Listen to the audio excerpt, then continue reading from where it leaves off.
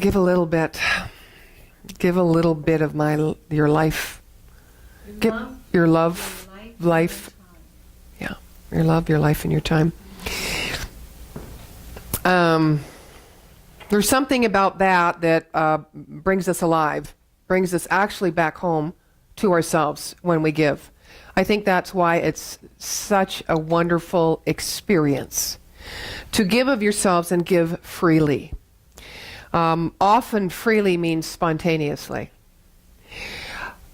The best time of giving for me, or feeling of giving, is when I move to give before my thought catches me and goes, oh, well, maybe you shouldn't do that, or maybe but just do it anyway.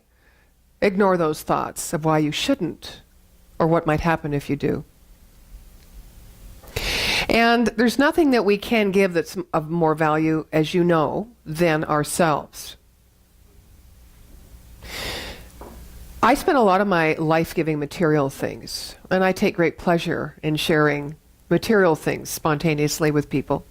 I like to see smiles on people's faces when they are caught off guard with the idea that someone's caring for them, or someone's thinking for them, or thinking about them, caring for them. And what I notice through my life is that when I give things and stuff, as lovely as that can be for both parties, I'm holding something back. It's kind of like I'm preserving the heart of me, the whatever there is of me, from coming forward and being vulnerable or being real or being intimate.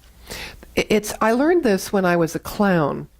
And I used to gather lots of props and magic. I had lots of stuff to do. I was face painting, and the best discovery I ever made was a puppet. And I hung on to that puppet. He had like several incarnations, and when he fell apart, I would get another one made. That's probably why this thumb isn't feeling. Anyway, his name was Sylvester. And I realized with a puppet that I had something between me and them. And it dawned on me, you're still kind of hiding out. It's very interesting. Because we have this thought about energy, their energy isn't very good. Or there's too much energy out there, or whatever it is. But it all comes back to, I need to step aside and maybe hide or protect myself. And so what we become then is against life. We're talking about be for something and against nothing. When we hide out or step back, I'm not saying don't take a break. I'm not saying, hey, if you feel like resting or stepping back, don't do it. I'm not saying that. I'm just saying observe it. Observe yourself in it. Notice if there's something that you're not being or giving that is natural to your life, by stepping back. Because you take all that opportunity of being able to give, you take that wonderful expression, which can only make life better for the whole entire planet, and you're taking it and you're kind of stepping back a little with it and keeping yourself maybe whatever, healthy, protected, safe, I don't know, quiet, maybe still, and all of those are great. But just notice. There was a Zen master once who was out for a wonderful stroll, and he came home to his place where he lived extremely simply.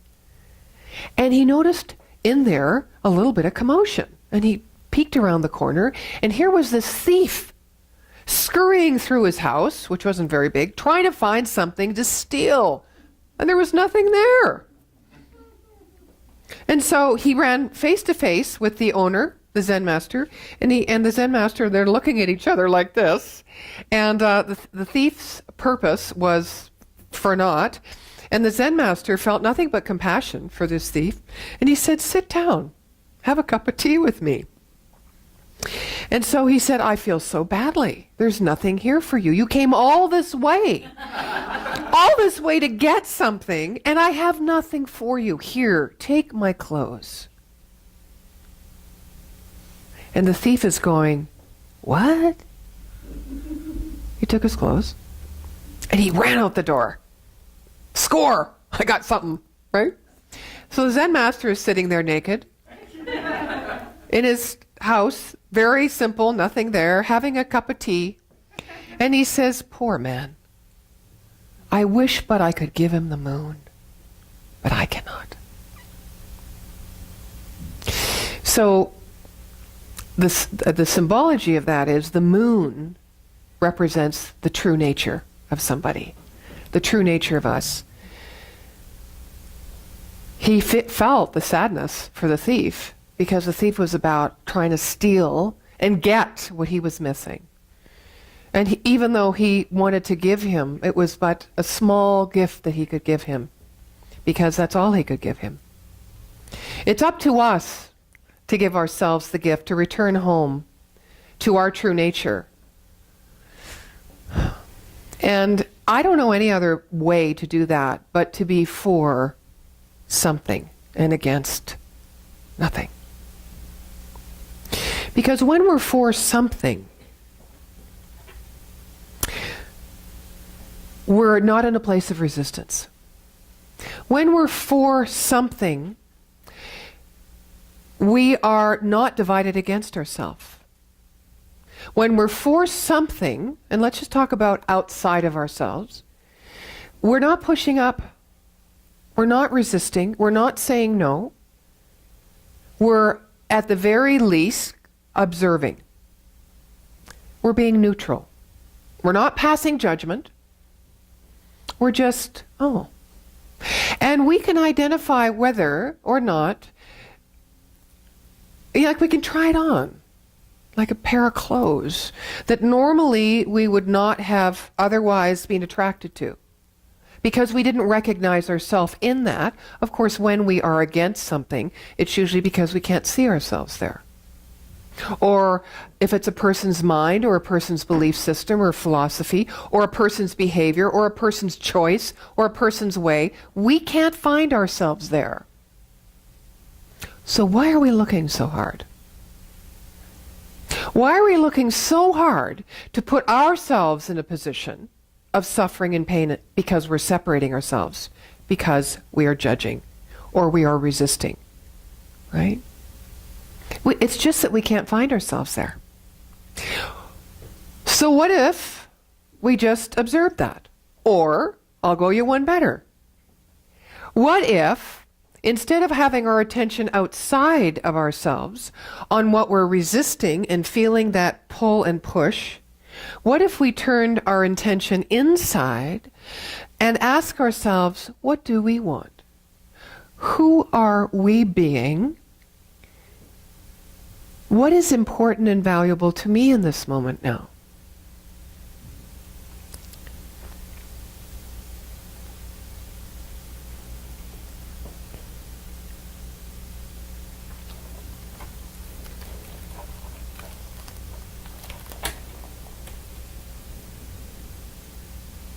Dr. Ernest Holmes, in his last delivery at Asilomar,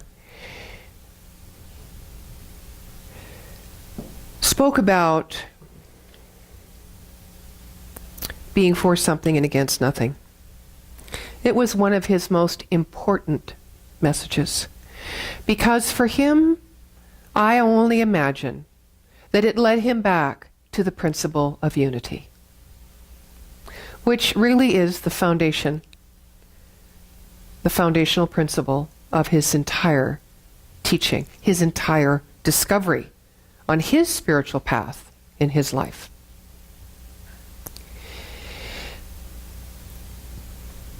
He said, "It would be wonderful indeed if a group of persons should arrive on earth for something and against nothing." This particular sentence provides insight into why prayers of millions of people to end war, to end hunger and suffering, has never successfully ended any of them.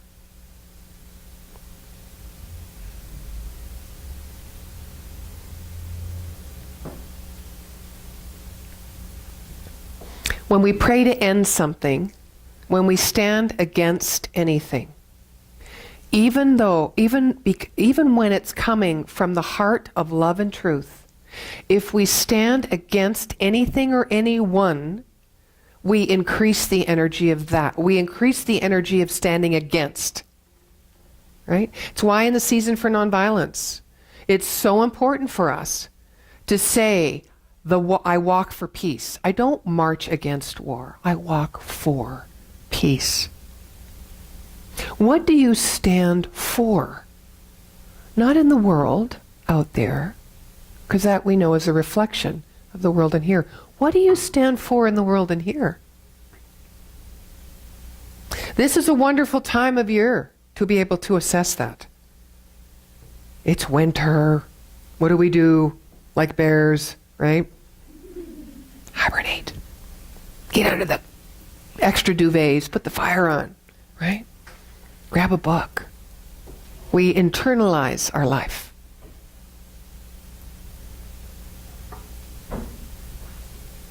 Emerson said, "Who you are speaks so loudly, I can't hear what you're saying."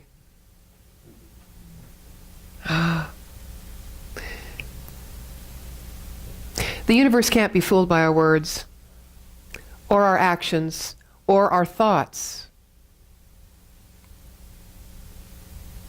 What I mean by that is when we are operating against the natural laws, the natural flow, the natural quality of the universe, which is unconditionally giving of itself infinitely, when we are not in that regard and alignment, we can't fool the universe.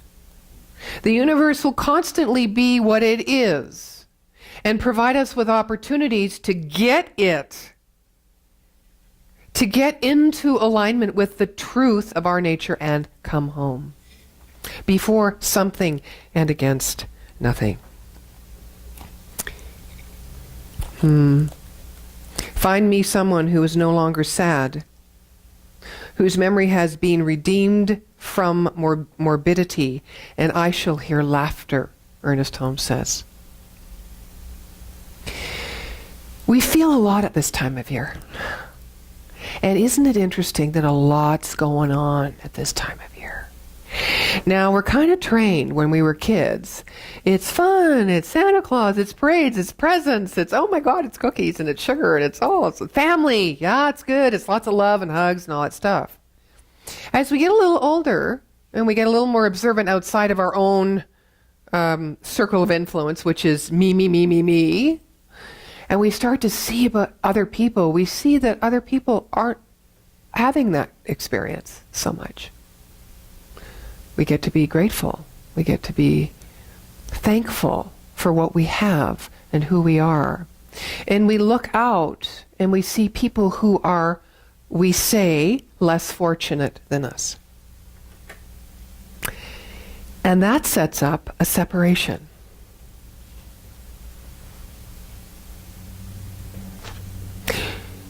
There's a lot of charity going on right now. There's a lot of givingness. Would it be that Christmas would be year-round in the hearts and souls of humanity? Every time we give to someone, even with the new shoes, that's why I like the new shoes. Because we look at those children and they may not have a lot, but neither did the Zen master. His was by choice. Theirs isn't necessarily by conscious choice. It just kind of is where they're at, because they're under the affluence and influence of others at that age. But when we give a new shoe, what we're saying is, I see the newness in you. I see the potential in you. I see the truth in you. Not I see, oh, poor you. So when we can see that in another at this time of year, we are therefore affirming it within ourselves. When we are not against that truth and that spark of life and that spirit in another, therefore we cannot be against it in ourselves. If we come with a mindset of, oh, poor you, what are we affirming within ourselves? Can we cross that divide this year? Right now. Can we do it in our own mind with our thought right now? I'm going to share something that I'm in right now. It's very precious to me, and I want to share a discovery that I made. Joanna and I were talking before the service, and we have a mutual friend who just went into surgery with cancer, had a mastectomy. And she's a very private person, very quiet, and we were kind of thinking about, maybe have a cup of tea or whatever. But that's not the only person that's going through that I know. And so what I want to share with you is someone very close to my heart of 32 years has been given 3 to 4 weeks to live. Now, I know I have something to give this person. This is kind of new, so just bear with me as I speak through this. I have a feeling I should be there for her. You ever have that feeling? And at the same time, I don't really want to be in that energy of dying, of the death, right? So here's what happened. She was in Spain. I didn't know she went to Spain. Her daughter had to come home because she was found with cancer on her kidney. So instead, the daughter sent her granddaughter over. And my friend ended up in the hospital, in and out of consciousness. I got this information. I said, she's going to die in Spain. That's terrific. That must be on her bucket list. Wouldn't we all like to be somewhere of our choosing? Well, guess what? She's back home in Calgary. Somehow they said, no, we're going to have her here with our family. So she's here, and I remember I said to Maureen, when she was in Spain, I said, if I could have anything, I would go to Spain, I would get my friend, I'd put her on her plane and take her to Mexico, because that's where her heart is. And I'd sit her on her balcony, and I'd let her look at the ocean, and I'd be with her and walk with her until she drew her last breath. Well, it's pretty easy to say when someone's in Spain, and your mind says you think they're going to... She came here, and I went, ooh, what did I say I wanted? The first, when I heard she was here, I went, oh my God, I got my wish. And then I had to go for the first time and see her. And all my stuff came up. Resistance. I wasn't for this, because I had a lot of thoughts about loss, about grief, about feeling emotional, right? I didn't want to, there's a natural, you pull back. So I went shopping. I got to admit, I went to Chinook. I spent a little extra time there. I knew exactly what I was doing. It's called procrastination. But I knew I was going.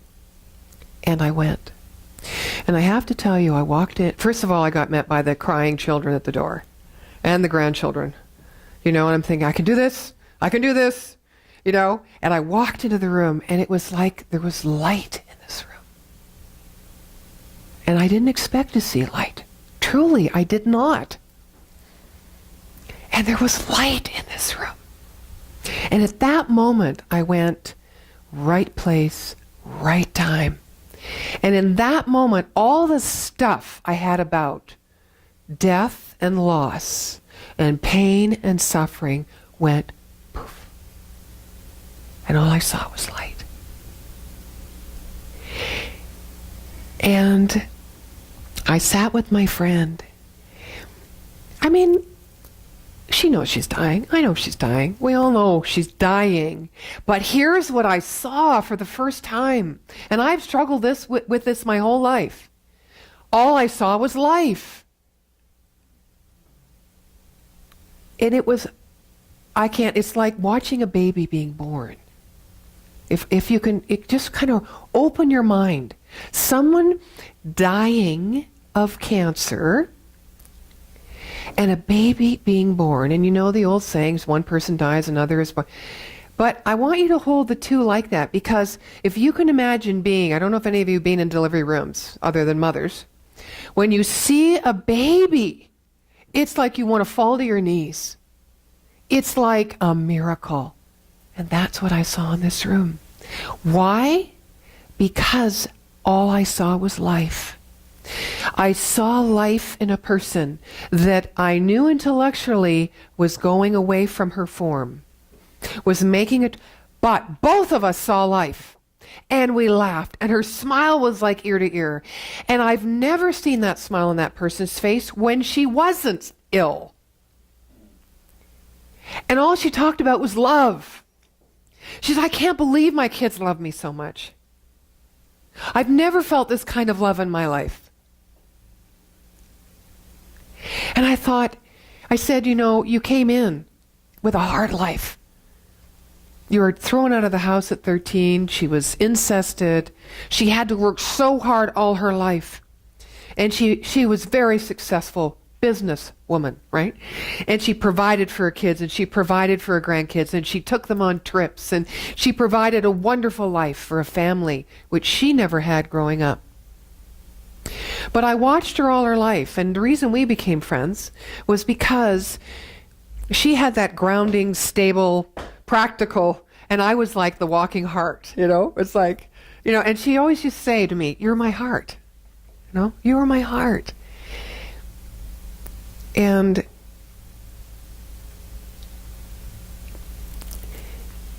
the thing is, I know what I'm here to do now. It's to remember that there's only life.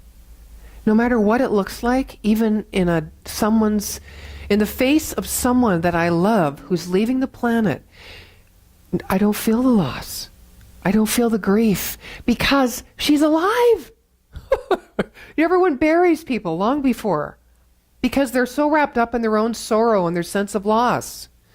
They just intensify it. They don't see the life of a person. Wow. It's a miracle. And what I know now is as I can walk as a human being with others, that I never could do that before. And when they pass, the soul is eternal. There's never any death.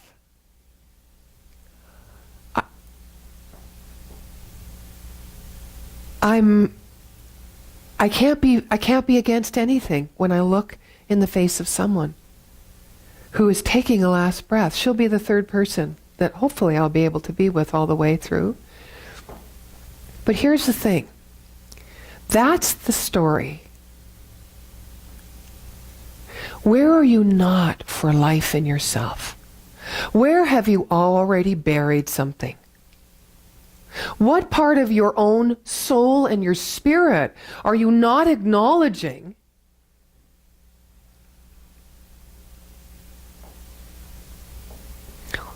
You have not seen the life. You have not been for the life. Because when you're for the life within yourself, you're for the life within all. When you're for the life within yourself, you operate from a place of unity, of oneness. There is no resistance.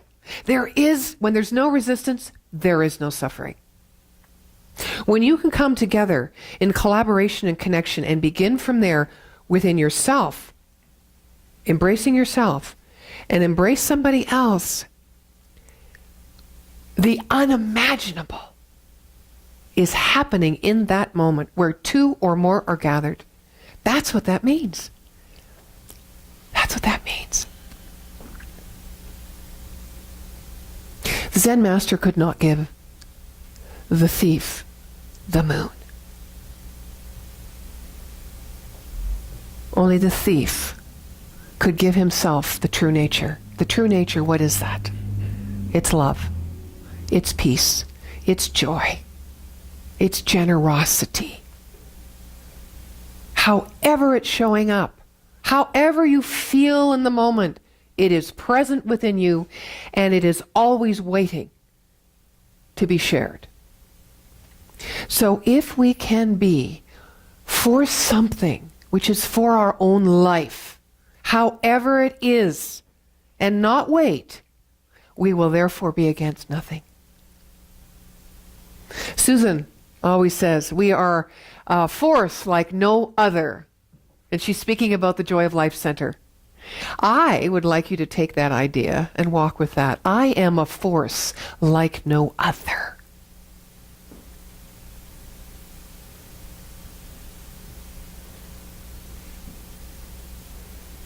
So when you see the moon the next time, remember the gift it has to give you. It reminds you of the true nature of yourself so that you may move out from that place. In closing, I want to share these words with you. There is nowhere to rest your eye that does not behold the face of the beloved.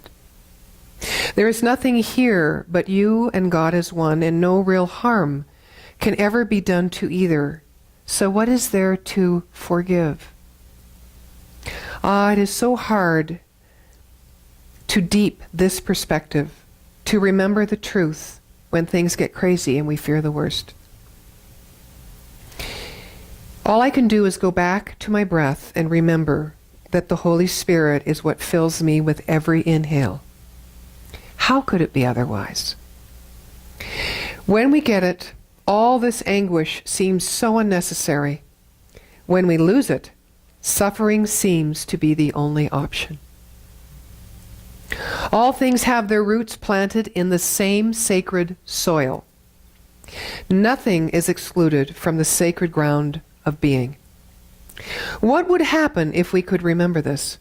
What place would be unsuitable for a shrine?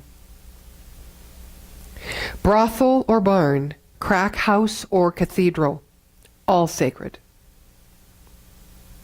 What person would not be another yourself, shining in holy face of the sacred mystery? Remember this when you look at those you call your enemies. Even your darkest secrets, the things about yourself that make you cringe. Do you think the sacred presence is not large enough to include these? How small our notion of God is. How our ideas fail to even guess at the depth of the passion the Beloved feels for us.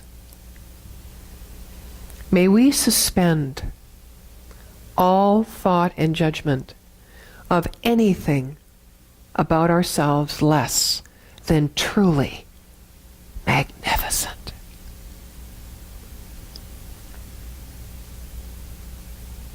And go out into the world knowing this truth from this thought, from this heart of your own humanity, and embrace life.